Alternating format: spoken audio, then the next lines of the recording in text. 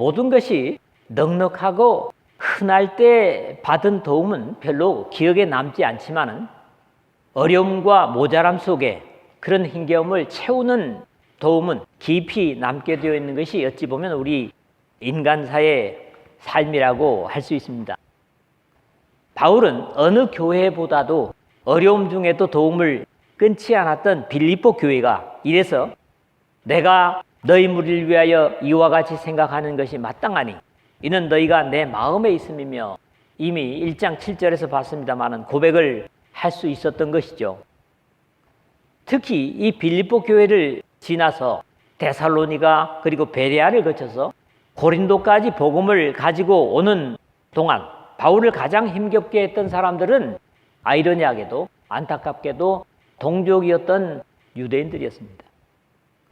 복음을 전한다고만 하면 쫓아와서 방해를 하고 바울을 죽이려는 시도를 계속했던 것들을 이 빌립보에서부터 고린도의 과정에 이르는 데서 읽어볼 수가 있죠. 그럼에도 전혀 자신과 이해관계나 친분이 없었던 이방인이었던 빌립보 사람들은 자신의 동족과는 반대로 그의 사역에 필요한 것을 당해주는 사랑의 교제로 인해서 지속적으로 복음 사역을 감당할 수 있었고, 지금 이 로마의 감옥의 명분상으로는 죄수로 와 있는데도 그들의 호의는 끊지 않는 것은 자신의 동족인 유대인들과는 너무 대조적임을 생각하면서 더욱더욱 감사하고 있는 겁니다. 지난 10절부터는 이 사실을 좀 더 구체적으로 다루고 있고, 이 빌립보 교회의 축복의 마무리 인사를 하기 전에 좀 더 구체적으로 지난 과거를 회상하고 돌아보면서 감사의 칭송을 주고 있습니다. 특히 마지막 부분인 이는 받으실 만한 향기로운 제물이요 하나님을 기쁘시게 한 것이라 18절 하반절에 하는 표현을 할 정도를 오늘 우리 속에서도 헤아려 봐야 된다고 생각을 합니다. 우리가 예배를 드리던 어떤 것이 됐든지 주님께서 받으심직한 예배를 드리고 또 주님께서 기뻐하시는 향내 나는 그런 것들을 삶 속에 나타내야 된다고 하는 도전을 갖게 되는 거죠. 이런 주제 하에서 물질의 헌신에 대한 내용을 생각하는 쪽으로 말씀을 나눴으면 합니다. 오늘도 제가 특별히 결론을 내지 않겠습니다. 첫 번째 말씀은 15절입니다. 결국 유럽의 헌신의 시초를 이 빌립보 교회에서 보는 거예요. 이방 선교의 출발지였던 수리아 안디옥으로부터 소아시아 비시디아 안디옥은 물론 에베소나 드로아까지는 아시아의 선교의 장이라고 할 수 있을 겁니다. 이와는 다르게 바울의 의도가 아니라 성령의 강권적인 역사로 이루어진 유럽 선교는 사실 이 빌립보가 마치 수리아의 안디옥인 것처럼 새로운 마게도냐의 출발지였다고 할 수 있습니다. 바울은 본문에서 이렇게 유럽 선교에 있어서 마게도냐를 지나 아가야의 수도라고 하는 고린도에 이르기까지 생소한 이방인들을 전도하는 데 있어서 자신의 소요되는 물질적 필요를 채워준 사실을 추억하며 감사하고 축복하고 있는 겁니다. 어떤 경우 아무리 선하고 좋은 일을 하고 싶어도 물질이 없으면 안타까워 할 때 그것을 채워주는 손길이 길이 남을 수밖에 없지요.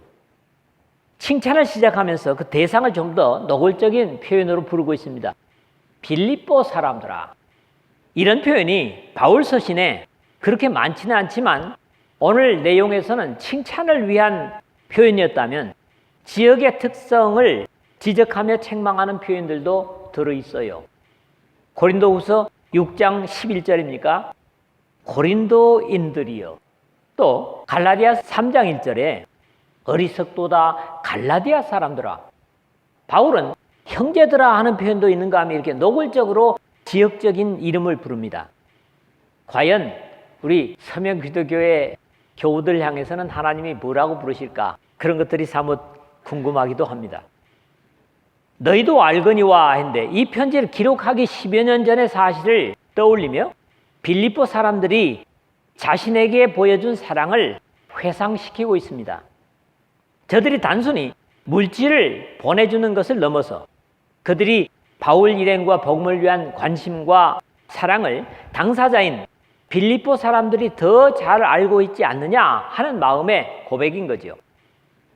복음의 시초에 내가 마게도냐를 떠날 때에 과거 사도행전 16장 11절에서 17장 15절에 기록된 내용을 회상하는 겁니다. 유럽에 복음이 전해지고 아덴에 이르기까지의 과정을 돌아보는 것인데요. 이 사실은 고린도 교회에 쓴 편지의 내용에서도 같이 볼 수 있는 말씀입니다. 또 내가 너희와 함께 있을 때에 비용이 부족하였으되 아무에게도 누를 끼치지 아니하였음은 마게도냐에서 온 형제들이 나의 부족한 것을 보충하였음이라. 고린도 후서 11장 9절에 바울은 고린도에서 장막을 만드는 일로 생활비를 벌었었지만 그것으로는 복음을 전하는 일에 충분하지 못했는데 빌립보 교회가 보충해 줬다는 그런 내용입니다. 하여튼 마게도냐를 떠난 후에도 빌립보 교회는 변함없이 자신의 사역에 참여해 준 것에 감사를 표하는 겁니다.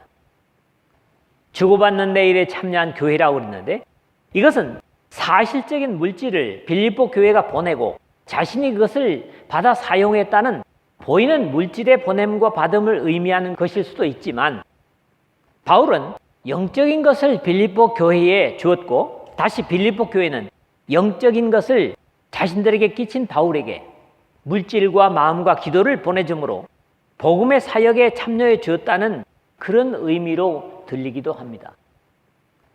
마치 예루살렘 교회에 부조를 끼친 이방 교회에 대한 주고받음의 예를 보는 것과 같습니다.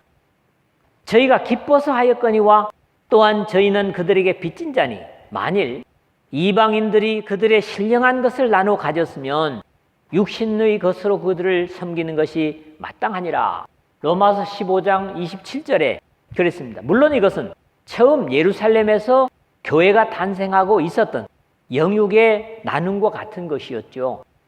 사도행전 2장 44절이라든가 또는 4장 34절 35절을 보니까 자신들의 물질을 사도들의 발 앞에 갖다 놓음으로써 그것을 사람들이 필요에 따라 나눠 쓰는 그런 사건이 이방 교회에서도 있었다는 겁니다. 바울 사도는 이러한 원리를 고린도 교회를 향하여서도 증거하고 있습니다. 우리가 너희에게 신령한 것을 뿌렸은즉 너희 육신의 것을 거두기로 과하다 하겠느냐. 고린도전서 9장 11절이죠.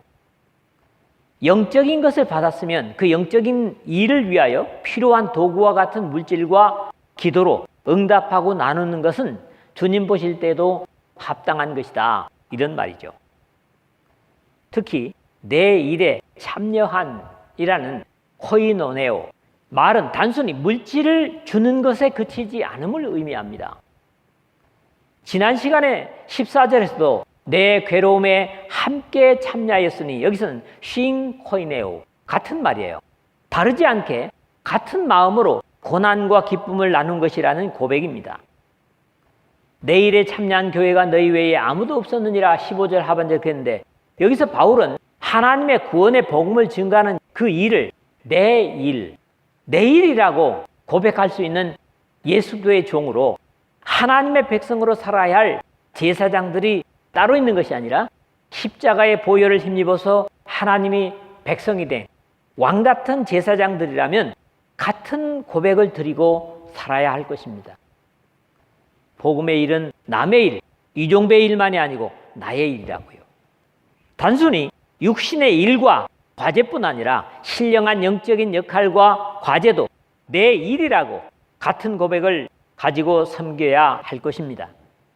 참여한 교회가 너희 외에는 아무도 없었느니라 15절 하반절의 말씀은 마게도냐와 데살로니가 그리고 아가야에 이르는 과정 속에서 복음에 참여한 교회였다는 의미이지 바울의 복음 사역에 빌립보 교회만 참여했다는 의미라고는 할 수 없는 것이 내가 너희를 섬기기 위하여 다른 여러 교회에서 비용을 받은 것은 탈취한 것이라 하는 고린도후서 11장 8절의 기록으로도 다른 교회도 역시 바울 사역에 참여했지 다른 교회들은 전혀 참여를 하지 않았다 이런 얘기는 아니라는 거죠.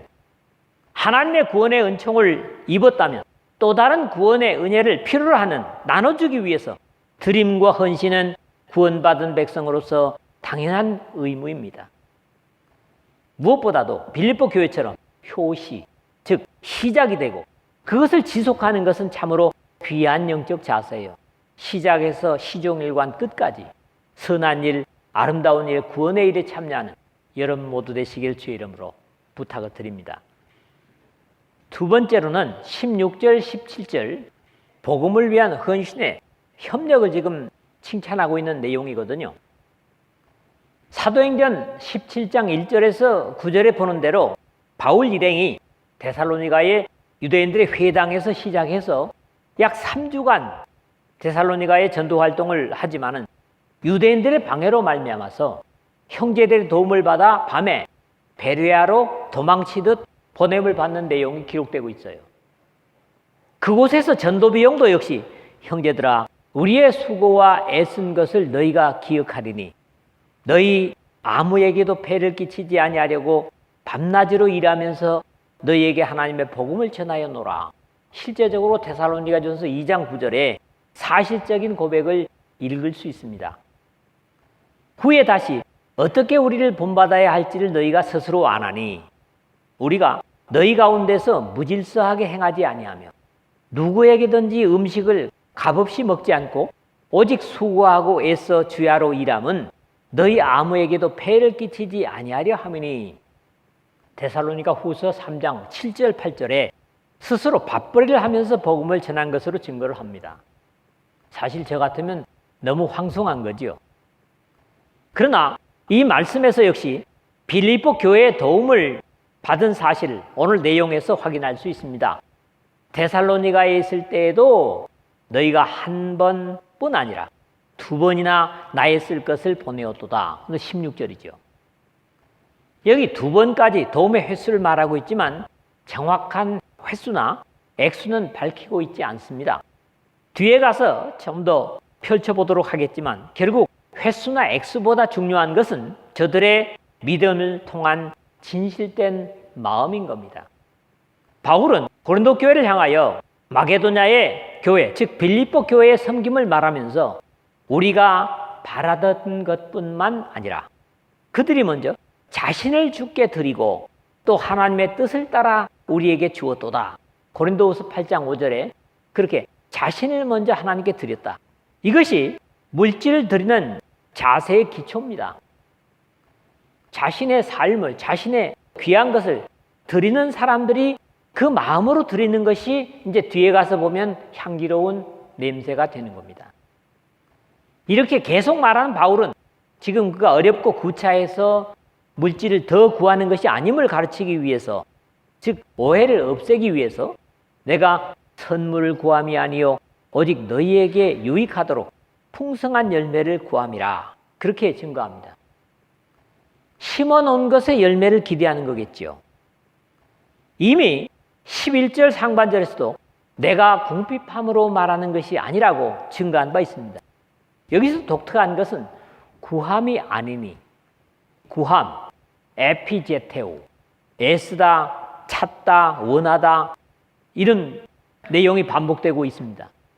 사실 형편에 따라 연보를 더 많이 내게 하기 위해서 듣는 사람들에게 요구한다면 참으로 초라한 모습이 되고 별로 행복하지 못한 반응이 될 수 있기 때문에 바울은 빌립보 교회에게 이러한 오해를 갖지 않도록 증거하는 것으로 오로지 과거 그들의 헌신의 감사를 표하는 것을 이렇게 증거하고 있는 겁니다. 오직 너희에게 유익하도록 풍성한 열매를 구하노라. 결국 심어놨으면 열매를 구하는 것이 당연한 거죠. 이게 농부의 소원입니다.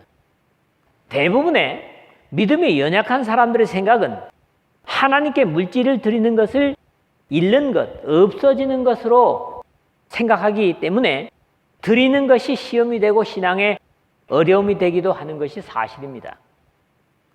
그럼에도 하나님께서 무엇이 부족해서 사람들의 하찮은 것을 요구하시고 바라는 분이 아니시죠. 우리는 구약의 시편에 아삽의 시에서 보면 제사와 제물에 대한 하나님의 증거를 이렇게 표현하고 있습니다. 내가 너의 집에서 수소나 너의 우리에서 수염소를 가져가지 아니하리니. 이게 하나님이 하시는 말씀이에요. 이는 삼림의 짐승들과 뭇 산의 가축이 다 내 것이며 산의 모든 새들도 내가 아는 것이며 들의 짐승도 내 것이미로다. 시편 50편 9절에서 11절에 증거하고 있습니다. 하나님이 하시는 말씀이에요.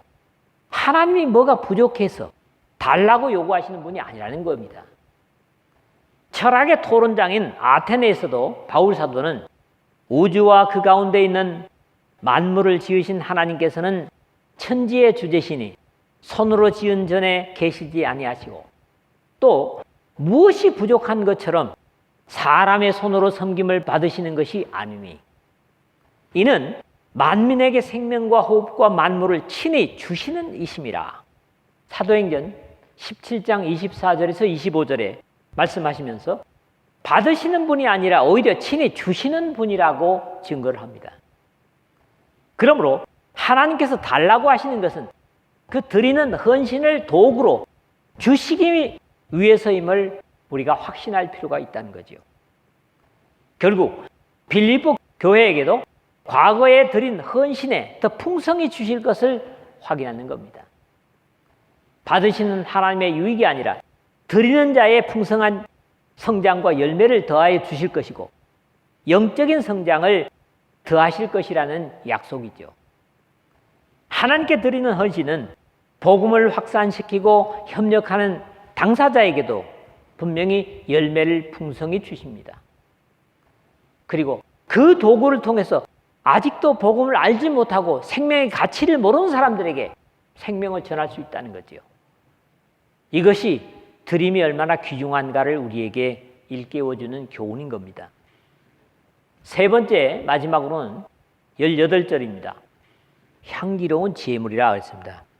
물론 이 18절 하반절에 오늘 제목으로 잡은 것은 이는 받으실 만한 제물이요 그랬죠. 마지막 부분에서는 바울 자신이 어떻게 빌립보 교회가 자신의 사역에 보내준 사랑이 넘치고 풍부한 하나님을 의식하는 그런 믿음이었음을 확인하는 것으로 결코 또 다시 무엇을 바라기 때문에 하는 말이 아님을 앞에서도 제가 말씀드렸습니다만 확인하면서 빌립보 교회가 자신의 사역을 도운 것이 하나님께 바쳐진 향기나는 제물이었음을 증거하는 겁니다. 내게는 모든 것이 있고 또 풍부한지라 아페코데 판타카이 페리시오 이런 히라보인데 여기 특히 내게 있고 하는 아페코라는 것이 무슨 말이냐면 주로 영수증과 관련돼서 사용되는 말입니다. 바울이 사용할 때는 이미 받았다. 이것은 나의 영수증이다. 빚진 모든 것을 갚았다라는 뜻으로 이해돼서 너희가 내게 빚진 것은 완전히 받았고 넘치도록 받았다 하는 말로 이해할 수 있습니다. 어떤 청구서에 지불된 것을 확인한 영수증이라는 의미로 이 말씀을 이해할 수 있으므로 이미 받은 선물에 대한 감사이지 새로운 것을 구함이 아니므로 바울이 빌립보 교회에 자신에게 다른 것을 요구하고 있다는 오해를 완전히 없애기 위한 표현으로 확인할 수 있습니다. 에바브로디도 편에 너희가 준 것을 받음으로 내가 풍족하니 18절 중간인데 이것이 풍부한지라 하는 앞에서 말했던 이유와 감사의 표현입니다.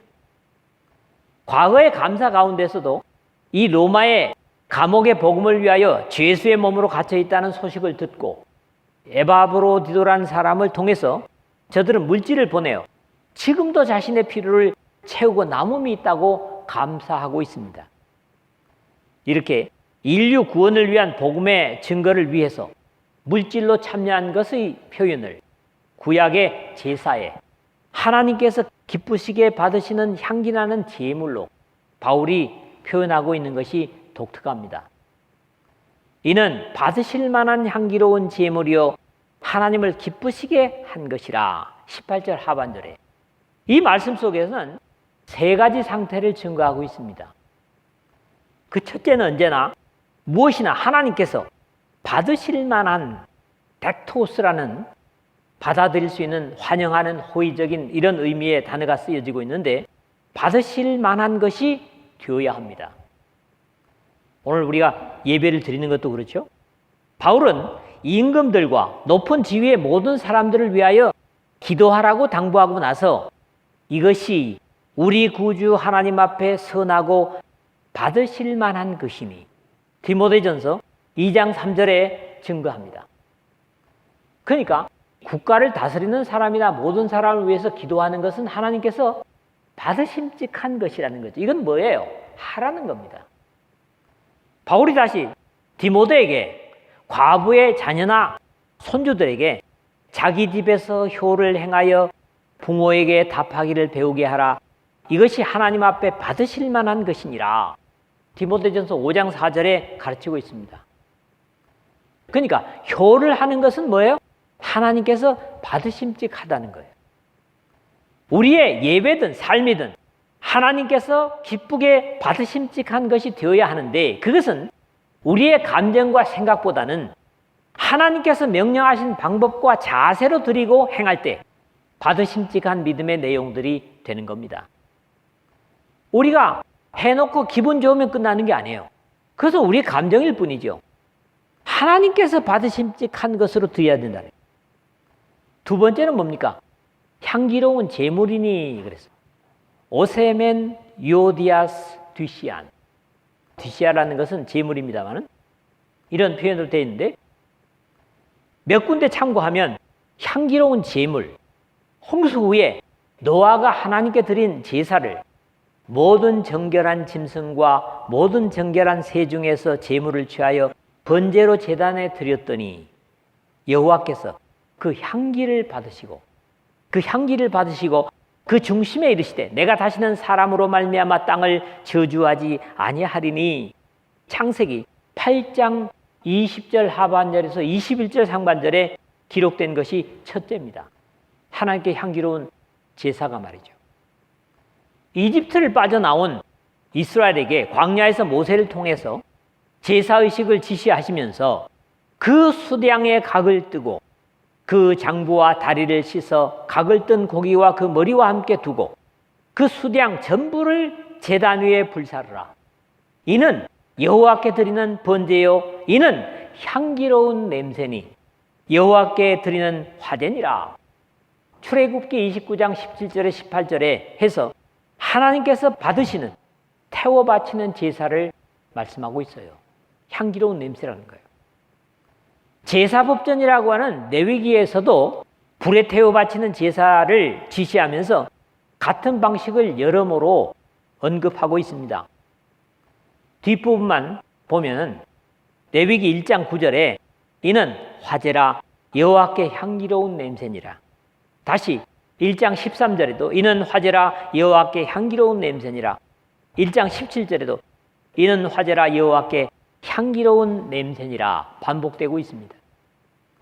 그럼에도 구약의 제사에서 그들이 진실된 마음을 담아 드리지 못하므로 하나님께서 지시하신 향기로운 냄새를 온전히 드리지 못하였기 때문에 완전한 사죄를 입을 수 없었고 마침내 이스라엘은 포로가 되고 말았습니다.